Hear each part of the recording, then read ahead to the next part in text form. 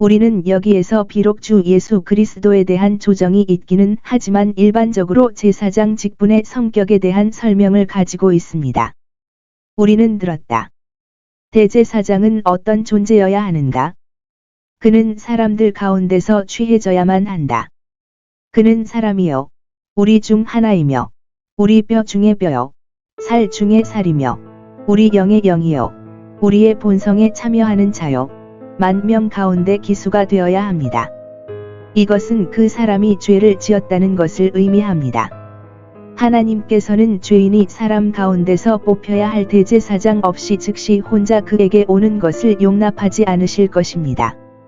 하나님이 사람 가운데서 한 사람을 택하기를 기뻐하사 그로 말미암아 하나님께 소망을 두고 나아가게 하시고 또 하나님께 영광을 돌리게 하려 하심이라.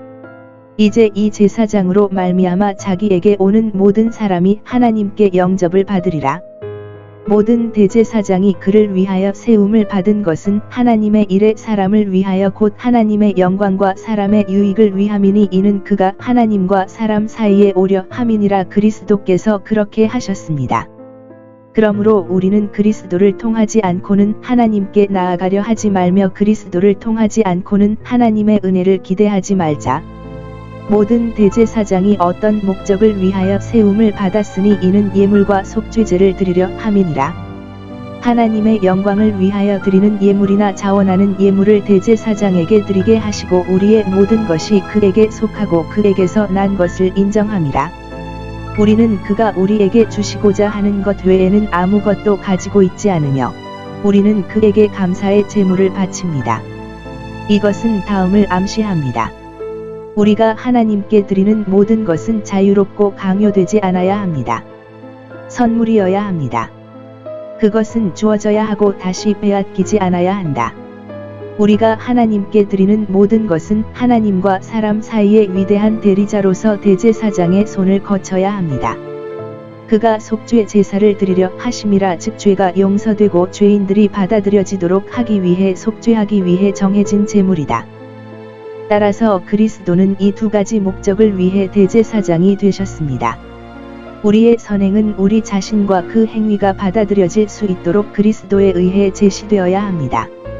그리고 우리의 악행은 우리를 정죄하고 멸망시키지 않도록 자신을 희생함으로써 속죄되어야 합니다. 그리고 이제 우리는 하나님께 간합되고 용서받는 것을 가치 있게 여김으로 이 위대한 대제사장에게 믿음으로 자신을 바쳐야 합니다. 이 대제사장은 어떤 자격이 있어야 하는지. 2절. 그는 두 부류의 사람들에게 동정심을 가질 수 있는 사람이어야 합니다. 무지한 사람들 또는 무지의 죄를 지은 사람들. 그는 마음으로 그들을 불쌍히 여기고 그들을 위해 하나님께 간구할 수 있는 사람, 이해심이 둔한 자들을 기꺼이 가르칠 수 있는 사람이어야 합니다. 진리와 의무와 행복의 길을 벗어난 사람들에게, 그리고 그는 오류, 죄, 비참의 곁길에서 올바른 길로 그들을 인도할 만큼 충분히 부드러움을 가진 사람이어야 합니다. 이것은 큰 인내와 긍휼, 곧 하나님의 긍휼을 요구할 것입니다. 그는 또한 허약함을 알아야 합니다. 그래서 우리의 틀을 스스로 생각하고 우리를 동정할 수 있습니다. 따라서 그리스도는 자격을 갖추셨습니다. 그분은 우리의 죄 없는 연약함을 짊어지셨습니다. 이것은 우리가 모든 환난 아래서 그분께 자신을 바치도록 큰 격려를 줍니다. 이는 그의 백성의 모든 고난 중에 그가 고난을 받으시기 때문이다. 대제사장이 어떻게 하나님께로부터 부름을 받았는가? 그는 자신의 직무에 대한 내부 및 외부 부름을 모두 받아야 합니다. 이는 아무도 이 영예를 스스로 취하지 않기 때문입니다. 4절. 누군가 그렇게 한다면 그는 찬탈자로 간주되어 그에 따라 대우받아야 합니다. 여기에서 살펴보십시오. 1.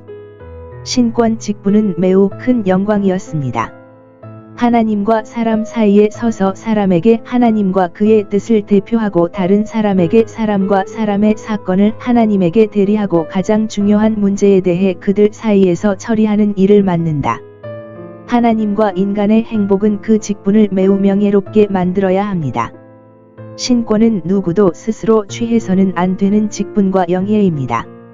만일 그렇게 한다면 그는 그 자신에게서만 성공을 기대할 수 없으며 그에 대한 보상도 기대할 수 없습니다. 그는 아론처럼 하나님의 부르심을 받지 않은 침입자입니다. 하나님은 모든 영예, 특히 진정한 영적 영예의 근원이시다. 그는 아론처럼 비범한 방법으로 신권의 부름을 받았거나 그의 후계자를 불렀던 것처럼 평범한 방법으로 누구를 부르든 참된 권세의 셈이십니다.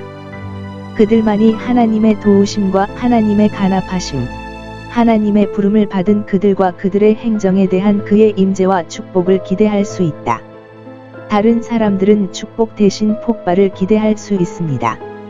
그들만이 하나님의 도우심과 하나님의 간합하심과 하나님의 부름을 받은 그들과 그들의 행정에 대한 그의 임재와 축복을 기대할 수 있다. 다른 사람들은 축복 대신 폭발을 기대할 수 있습니다. 그들만이 하나님의 도우심과 하나님의 간합하심과 하나님의 부름을 받은 그들과 그들의 행정에 대한 그의 임재와 축복을 기대할 수 있다. 다른 사람들은 축복 대신 폭발을 기대할 수 있습니다. 이것이 어떻게 본국으로 가져와 그리스도에게 적용되는지, 이와 같이 그리스도께서도 자신을 영화롭게 하지 아니하시고 5절 여기를 보십시오. 그리스도께서는 대제사장이 되는 것을 자신의 영광으로 여기셨지만 그 영광을 자신에게 돌리지 않으셨습니다. 그는 진정으로 나는 내 영광을 구하지 아니한다고 말할 수 있었습니다.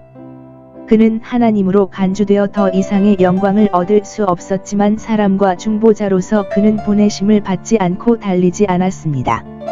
그리고 그가 그렇게 하지 않았다면 분명히 다른 사람들은 그것을 하는 것을 두려워했을 것입니다. 사도는 그의 부르심의 방식과 그의 인격의 거룩함에서 아론보다 그리스도를 더 선호합니다. 하나님이 그에게 이르시되 너는 내 아들이라 오늘 내가 너를 낳았다. 7에서 인용. 부르심의 방법으로 그의 영원한 세대를 하나님으로, 그의 놀라운 잉태를 사람으로 가리킴, 그리고 중재자로서의 완벽한 자격. 이와 같이 하나님은 그리스도에 대한 그의 사랑, 중보자의 직분에 그를 권위 있는 임명, 그 직분에 대한 그의 임명과 승인, 그를 받아들이심, 그리고 그가 수행했거나 해야 했던 모든 일에 대해 엄숙하게 선언하셨습니다. 그것. 이제 하나님은 결코 아론에게 이렇게 말씀하지 않으셨습니다. 하나님께서 그리스도를 부르실 때 사용하신 또 다른 표현은 시편에 있습니다. 너는 멜기세덱의 반차를 좇아 영원한 제사장이라. 하나님 아버지께서는 그를 아론보다 높은 계급의 제사장으로 임명하셨습니다.